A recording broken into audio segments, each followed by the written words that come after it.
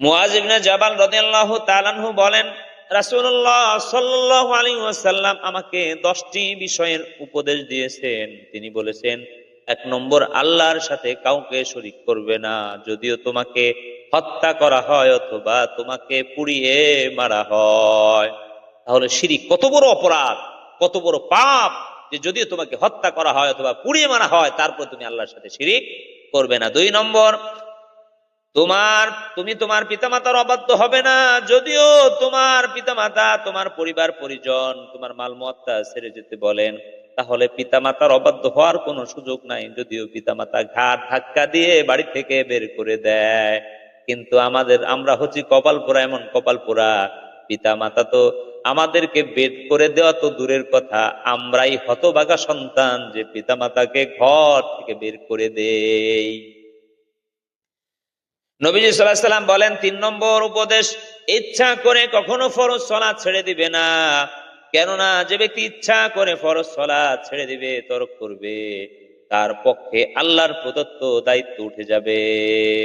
এই জন্য আল্লাহ তাআলার ওই ব্যক্তি জিম্মায় থাকে না যে ব্যক্তি ইচ্ছা করে ফরজ সালাত ছেড়ে দেয়।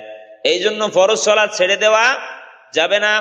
4 নম্বর, কখনো শরাব পান করবে না, কেননা তা সমস্ত অশ্লীলতার মূল। মদ পান করা যাবে না, যে প্রকারের মদ হোক, যে প্রকারের নেশাদার দ্রব্যই হোক, কোন প্রকারের নেশাদার দ্রব্যই পান করা যাবে না, তা হলো সমস্ত অশ্লীলতার মূল।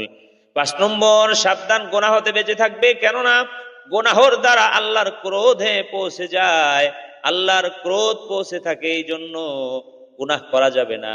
আমরা অনেক সময় গুনাহ করি, গুনাহকে তুচ্ছ মনে করি, খবরদার, গুনাহকে তাচ্ছিল্য, তুচ্ছ তাচ্ছিল্য করা যাবে না, কারণ ছোট্ট ছোট্ট গুনাহ করতে করতে এক সময় পাহাড় সম পরিমাণ গুনার বোঝা হয়ে যায়। 6 নম্বর, খবরদার, জিহাদ হতে পলায়ন করবে না, যদিও সকল লোক ধ্বংস হয়ে যায়। 7 নম্বর, যখন লোকদের মধ্যে মহামারী দেখা দিবে তখন তুমি সেখানে থাকবে, তখন সেখানে অবস্থান করবে, খবরদার পলায়ন করবে না। 8 নম্বর, তোমার সামর্থ্য অনুযায়ী তোমার পরিবারের জন্য ব্যয় করবে, কার্পণ্য করবে না, তাদের খাওয়ার কষ্ট দিবে না। 9 নম্বর, তাদের পরিবারের লোকদের আদব কায়দা শিক্ষা দিবে, শাসনের লাঠি কখনো বিরত রাখবে না। 9 নম্বর, তাদেরকে আদব কায়দা শিক্ষা দান করার ব্যাপারে শাসন হতে কখনো বিরত থাকবে না। 10 নম্বর, আল্লাহর সম্পর্কে তাদের ভয় প্রদর্শন করতে থাকবে। এই 10টি নসিহত আল্লাহ রাসূল সাল্লাল্লাহু আলাইহি ওয়াসাল্লাম মুআয ইবনে জাবাল রাদিয়াল্লাহু তাআলা আনহুকে দিয়েছেন। আল্লাহ তাআলা আমাদের সকলকে এই 10টি নসিহতের উপর আমল করার তৌফিক দান করুন, আমিন।